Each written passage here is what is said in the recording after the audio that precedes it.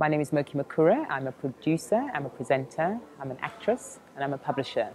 And I'm passionate about finding the untold stories of Africa.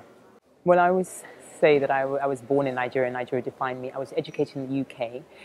And then 14 years ago, I moved to South Africa, and I believe South Africa gave me so much opportunity to do so many things. I've run my own public relations company, which did Pan-African campaigns across Africa. I've written a book, Africa's Greatest Entrepreneurs, which really sort of inspired so many people, including myself, that there's so much that's possible in Africa. So I've done many, many things, but if there's a single thread that cuts across everything I do, it's always about presenting a positive image of Africa. Is that there's real wealth happening in Africa now. 16 of the world's richest people on the Forbes list, the world's richest 400 people, are African. Africa's Greatest Entrepreneurs was the book that started it all. In it, I interviewed 16 of the continent's leading entrepreneurs.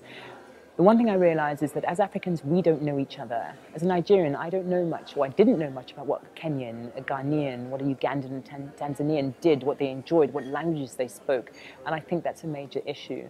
The other thing is that as Africans, we need to create more of our own heroes. And I think that's what I tried to do with the book, to create heroes, African heroes, so that African people can be inspired by the achievements of Africans on this continent. So what did he do? He decided he was going to start manufacturing pens, something he knew absolutely nothing about.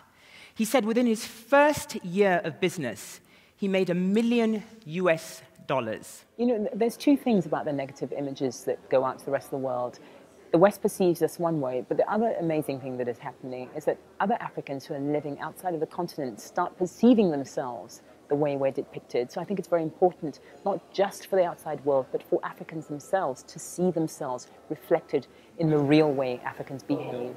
I try and do talks around telling the African story, how important it is for us as Africans to tell our own stories. But I also realized that the reason why these images were coming out of Africa was that we, as Africans, were letting non-Africans tell our stories.